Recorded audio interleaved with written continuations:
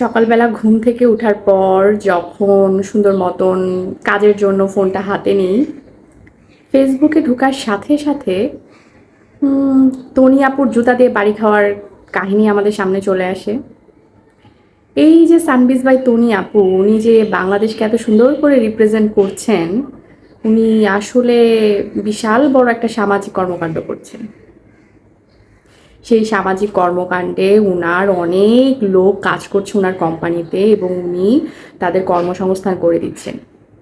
এত সামাজিক কাজের মধ্যে উনি আরেকটা সামাজিক কাজ করছেন যে উনার যে ব্যবহার, উনার যে শব্দ, উনার যে কথোপকথন, এইটা আসলে আমরা যে কতটা ক্ষতিগ্রস্ত হচ্ছি এটা হয়তো উনি বুঝতে পেরেও চুপ করে আছেন।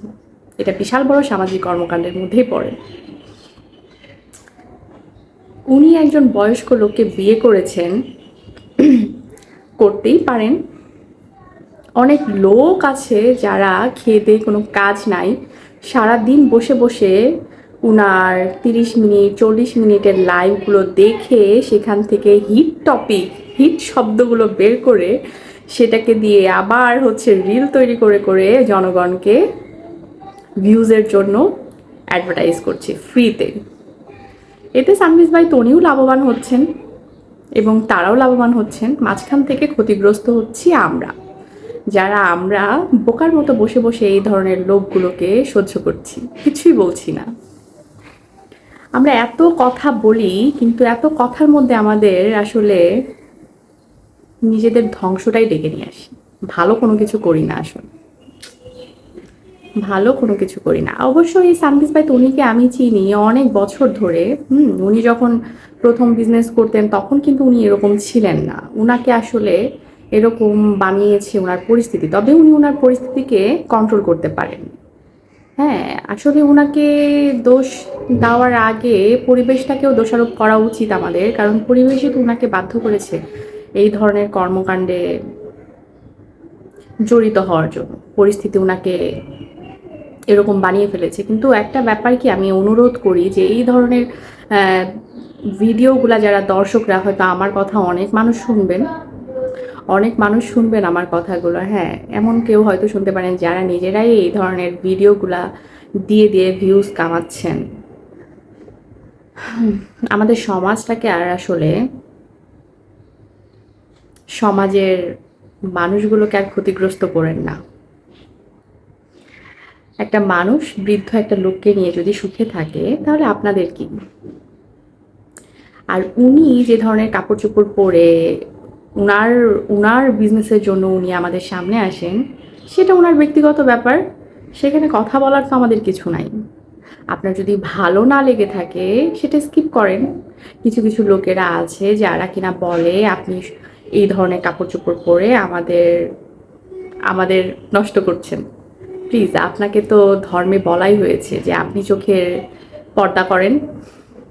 আপনি যখন দেখছেন একটা এই ধরনের কর্মকাণ্ড হচ্ছে, সেখান থেকে আপনি চোখটা সরিয়ে নেন অথবা তাকে ব্লক করে দেন। ফেসবুক অ্যালগোরিদম তো বুঝতে পারে যে কাকে কি দেখাতে হবে, তাই না? আপনি দেখতে চাচ্ছেন বিধায় আসছে। আপনি দেখতে চাচ্ছেন এই ধরনের কর্মকাণ্ড, এই ধরনের পোশাক আশাক, এই ধরনের মহিলা মানুষ, এই জন্য আপনার সামনে আসছে। আপনি যদি হেজাব পরিহিত কোনো নারী দেখতে চান, সেটাও ফেসবুক আপনাকে বুঝবে এবং আপনাকে সেই ধরনের জিনিসপত্র পেশ করবে। একটা মানুষের মতন করে থাকতে চাই, থাকতে দিন, কিন্তু সমাজটাকে আসলে কুলুষিত করেন না, কারণ এটার দায়ভার কিন্তু আমাদেরই নিতে হয়। এখন দেখেন, এটা একটা সামাজিক সমস্যা হয়ে দাঁড়িয়েছে। সকালবেলা উঠে উনার উল্টাপাল্টা কথা শুনতে হয়।